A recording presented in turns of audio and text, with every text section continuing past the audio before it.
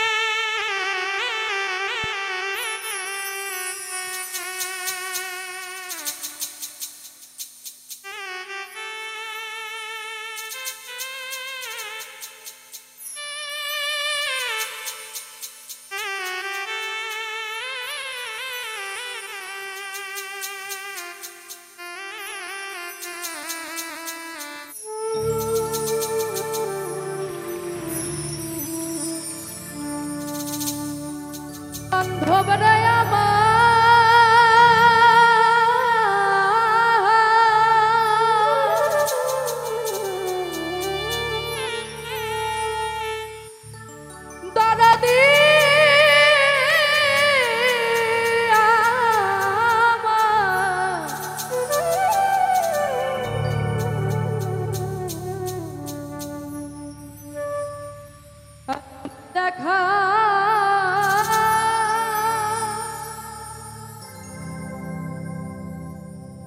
জগতে আর কেউ রইল না।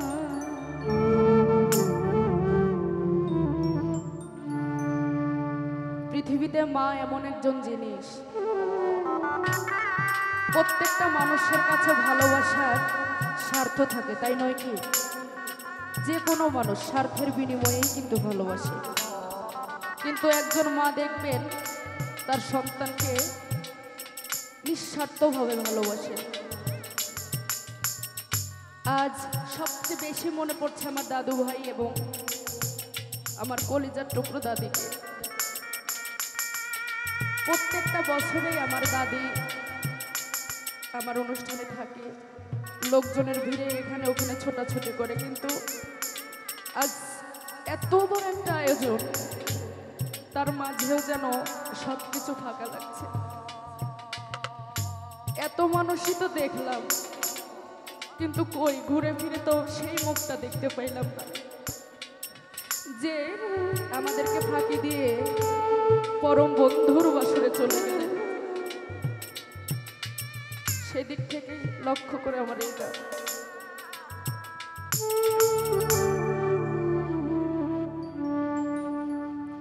আমায় দেখা জগতে আর কেউ রইল না। মা গো আমায় দেখা জগতে আর কেউ রইল না।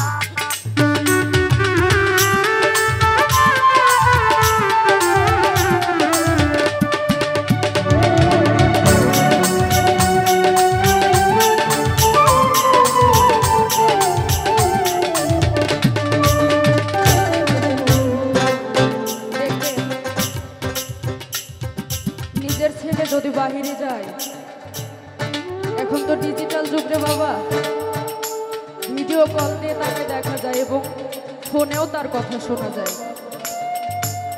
কিন্তু যেই মানুষটা এই পৃথিবীর মায়া ত্যাগ করে এমন একটা দেশে চলে যায় যে যেখানে একটা ফোনের ব্যবস্থাও নেই, যে তাকে ফোন করে বা ভিডিও ফোনে তাকে দেখতে পাবে এমন কোনো পরিস্থিতি নেই। এটা কোন জগৎ? যে মা 10 মাস 10 দিন গর্ভে ধারণ করেছে, সেই জনম দুঃখী মাকে যে হারিয়ে ফেলেছে বাবা, কেবল সেই জানে যে এই মা হারানোর যন্ত্রণাটা কি পৃথিবীতে। একজন সন্তান যদি কষ্ট পায় আগে বুঝে কে? আগে জনম দুঃখী মা বুঝতে পারে যে আমার সন্তান কোনো বিপদে আছে। সেই মাকে হারানোর যন্ত্রণা যে হারাইছে কেবল সেই মাকে হারানোর জানাটা জানে কি। তাই সেদিক থেকে সাধক কবি বলেছেন, আজ আমারে একা ফেলিয়া দরদে কোন দেশে